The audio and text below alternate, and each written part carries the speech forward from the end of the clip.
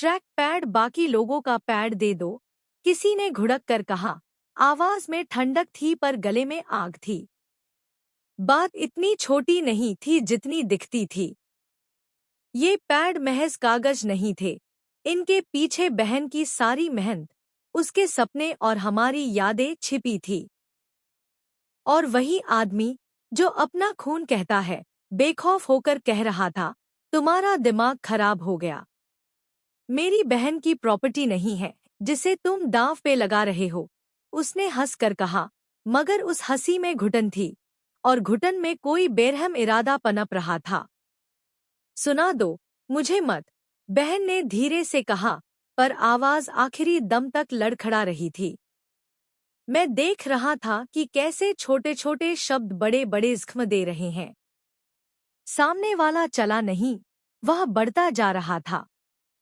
ये तो मुझे खेलना चाहिए, उसने कहा, जैसे लोग खेल में हंस खेल कर हर चीज उड़ा देते हैं।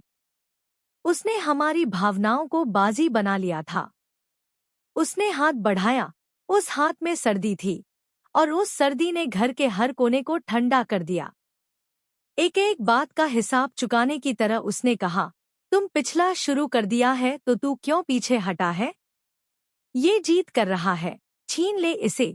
उसकी आवाज में कोई परवानगी नहीं थी, सिर्फ आदेश। और फिर एक कड़क एहसास आया कि घर का जो अंदरूनी नियम हम समझते थे, भाई भाई का पक्का प्यार, उसका संरक्षण, वह सब बस फसाड था। बाहर से दिखने वाली मुस्कुराहटों के पीछे जहर घुला हुआ था। हाँ, भैया ने हमारे साथ बहुत बदतमीजी की है, किसी ने क्लसा स्वर में कहा। हमारे साथ वह नौकरों से भी बदतर व्यवहार करता रहा है। ये शब्द जमीन पर पड़ते ही दर्द बन गए, एक दर्द जो आने वाले कल का भूखमरी का पैमाना बना। उन्होंने कहा, हम नहीं इसे नौकर बना के रखेंगे। आप खेलो, तब इसे पता चलेगा कि भाई भाई के लिए तरसना क्या होता है। उस पल घर की दीवारें भी छलकने लगी, जैसे कुछ टूटने को था, और वही टूटते हुए कह रहा था, अब बस, अब बर्दाश्त नहीं। बहन की आंखों में योजनाएं उभरने लगी, लेकिन मैं जानता था, किसी भी योजना की नींव अगर नाजुक हो तो पत्थर का महल भी धड़ाम कर सकता है।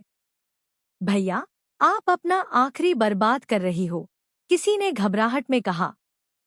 हमें बर्बाद करके तुम किसे संभालोगी?